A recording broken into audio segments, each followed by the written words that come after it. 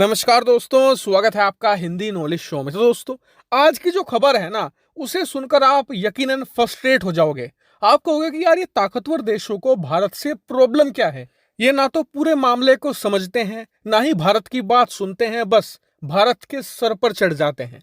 और ताकतवर देशों में मैं खासकर बात करूंगा जर्मनी की। मैं पिछले कुछ सालों से ये बात नोटिस कर रहा हूं कि जर्मनी हर एक मुमकिन कोशिश कर रहा है भारत को या तो नीचा दिखाने की या भारत को फंसाने की। और इस साल का G7 समिट इसका प्राइम एग्जाम्पल बनने जा रहा है। दरअसल ये दुनिया का सबसे ताकतवर संगठन है G7। इसमें 7 सबसे शक्तिशाली और विकसित देश शामिल है। भारत भी पिछले कुछ सालों से लगातार इसमें एज अ ऑब्जर्वर मेंबर शामिल होता रहा है।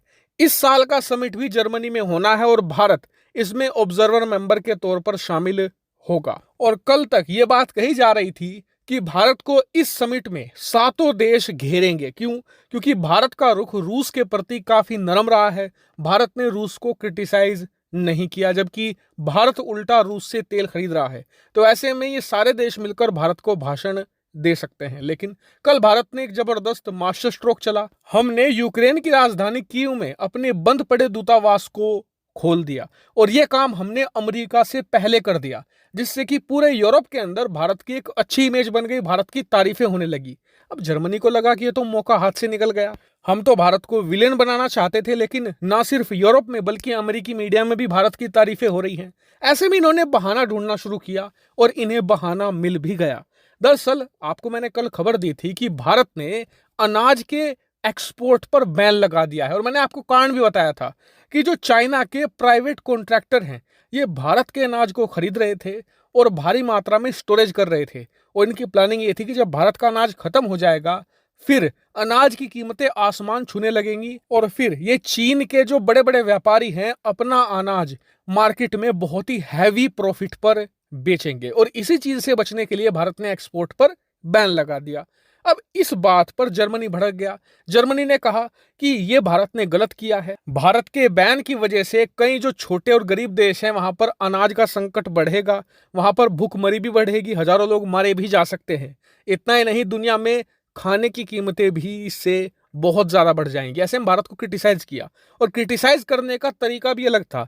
इस साल जर्मनी होस्ट कर रहा है G7, तो इन्होंने G7 के थ्रू ये स्टेटमेंट दिलवाया, जिस वजह से लपेटे में सारे देश आ गए, चाहे वो अमेरिका हो, जापान हो, फ्रांस हो, ब्रिटेन हो।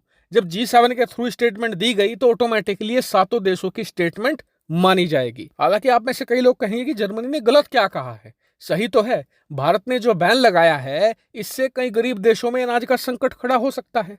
तो आपकी जानकारी के लिए बता दूं कि भारत ने इसका इंतजाम पहले से ही किया है। भारत ने कहा है कि अगर किसी देश में अनाज की कमी होती है या अनाज का संकट पैदा होता है या भुखमरी जैसी स्थिति पैदा हो रही है, तो ऐसे में उस देश की सरकार हमसे डायरेक्ट कांटेक्ट करे, हम उसे गवर्नमेंट टू गवर्नमेंट बेसिस पर अनाज सप्लाई करेंगे, जैसे कि वहां पर भुखमरी ना आए। भले ही हमने बैन लगाया हो, लेकिन अगर आपके यहाँ पर अनाज का संकट है तो हम आपको किफायती दामों में अनाज प्रोवाइड करेंगे और हो सके तो आपको फ्री में भी दे देंगे थोड़ा अनाज। लेकिन लगता है कि इन ताकतवर देशों ने सिर्फ हेडलाइन पढ़ी कि भारत ने अनाज का एक्सपोर्ट बैन कर दिया है, इन्होंने पूरी डिटेल स्टेटमेंट भारत की नहीं पढ़ी और इसीलिए हेडलाइन के बेसिस पर ही भारत की आलोचना शुरू कर दी है। और यह वीडियो मैंने जानबूझकर इसीलिए बनाई है कि आप सभी लोगों के सामने जो भारत को विलेन के तौर पर पेश किया जा रहा है, आपको मैं इसकी सच्चाई डिटेल से बताऊं।